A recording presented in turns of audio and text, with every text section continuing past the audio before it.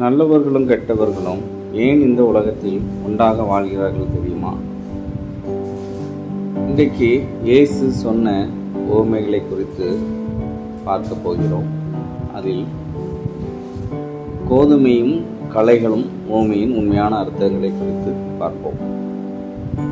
மத்தேயு 13ஆம் அதிகாரம் 24ஆம் வசனம் முதல் இயேசு ஒரு உவமையை சொல்கிறார். ஒரு மனிதன் தன்னுடைய வயலில் நல்ல கோதுமையை விதைத்தான். அவன் தூங்கிக் கொண்டிருந்த நேரத்தில் ஒரு சத்துரு வந்து அந்த கோதுமைகளுக்குள் களைகளையும் விதைத்து விட்டு சென்றான். சில நாட்களில் கோதுமையும் வளர்ந்தது, களைகளும் வளர்ந்தது. அதை பார்த்த வேலைக்காரர்கள் எஜமானியிடம் வந்து, ஐயா, நல்ல விதையைத்தானே விதைத்தீர்கள், அப்படியானால் இந்த களைகள் எங்கிருந்து வந்தது என்று கேட்டார்கள். அதற்கு எஜமான், சத்துரு இதை செய்தான் என்று சொன்னார். வேலைக்காரர்கள், அப்படியானால் அதை பிடுங்கி போடவா என்று கேட்டார்கள். ஆனால் எஜமான், இல்லை, களைகளை பிடுங்கும்போது கோதுமையும் சேதப்படுத்தி விடுவீர்கள், அறுவடை வரைக்கும் இரண்டும் ஒன்றாக வளரட்டும் என்று சொன்னார்.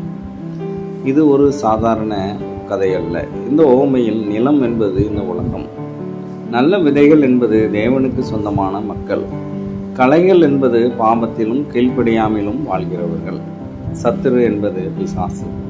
இன்று இந்த உலகத்தில் நல்லவர்களும் துன்மார்க்கர்களும் ஒன்றாக வாழ்கிறார்கள். ஆனால் இறுதியில் தேவனுடைய நியாயத்திற்கு வரும். இன்று பலர் பாவத்தில் வாழ்கிறவர்களும் நல்லா இருக்கிறார்களே என்று நினைக்கலாம். ஆனால் தேவன் அனைத்தையும் பார்த்து கொண்டிருக்கிறார். ஒரு நாள் ஒவ்வொருவரும் தங்களுடைய கிரியைகளுக்கு தக்க நீதியை பெறுவார்கள். இயேசுவை பின்பற்றி கீழ்ப்படிந்து நடக்கிறவர்கள் தேவனுடைய ராஜ்யத்தில் சேர்க்கப்படுவார்கள். ஆனால் பாவத்தில் வாழ்கிறவர்கள் அழிவின் பாதைக்கு செல்வார்கள் என்று இயேசு எச்சரிக்கிறார்.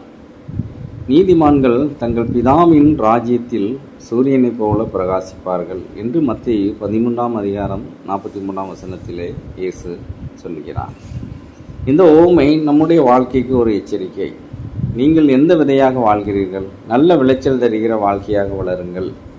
இந்த செய்தி உங்களை தொட்டிருந்தால் லைக், ஷேர், சப்ஸ்கிரைப் செய்யுங்கள். இன்னும் இயேசுவின் உவமைகளின் ஆழமான உண்மைகளை அறிய இயேசுவின் உவமைகள் சேனலை பின்தொடருங்கள். ஆமென்.